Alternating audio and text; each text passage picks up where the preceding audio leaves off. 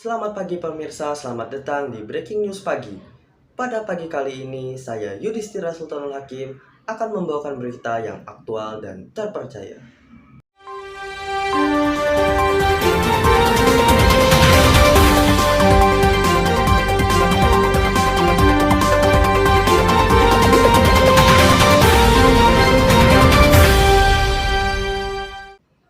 Masyarakat bersatu melawan korupsi. Persoalan tindak pidana korupsi dan penegakan hukumnya telah menjadi polemik sejak lama.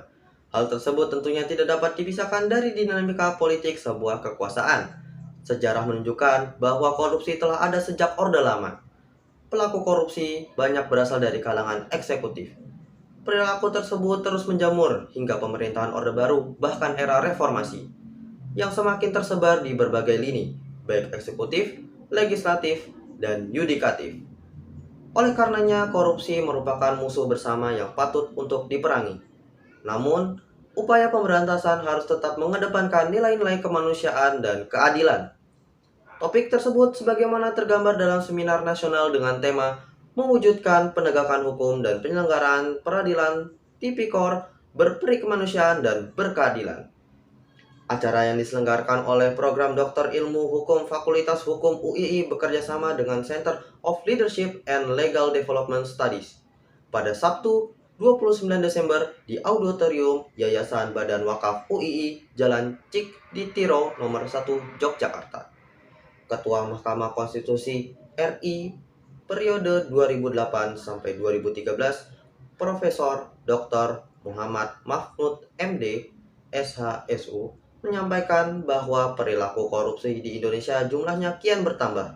Bahkan sebagian kalangan terkesan tidak ada rasa khawatir dan takut melakukan korupsi, sehingga diharapkan semua elemen masyarakat bersatu melawan korupsi.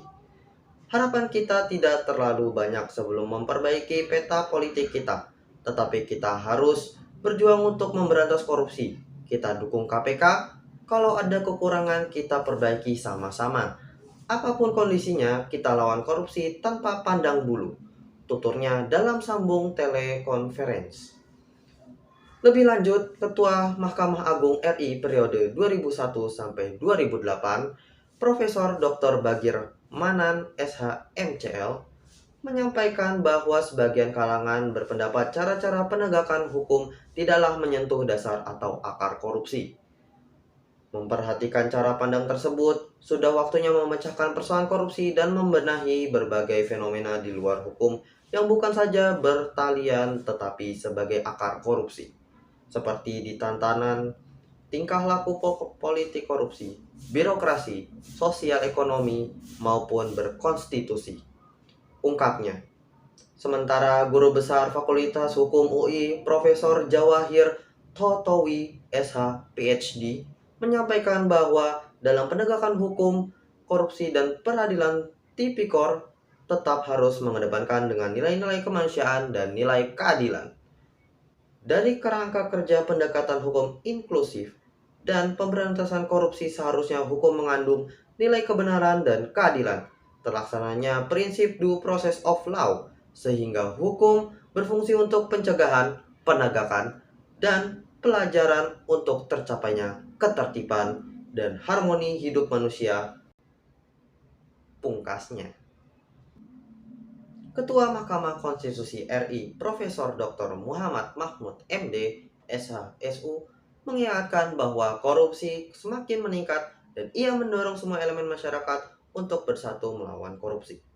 Ketua Mahkamah Agung RI Profesor Dr. Bagir Manan SH.MCL menyoroti perlunya mengatasi akar korupsi di luar aspek hukum, termasuk tatanan politik, birokrasi, sosial ekonomi, dan berkonstitusi.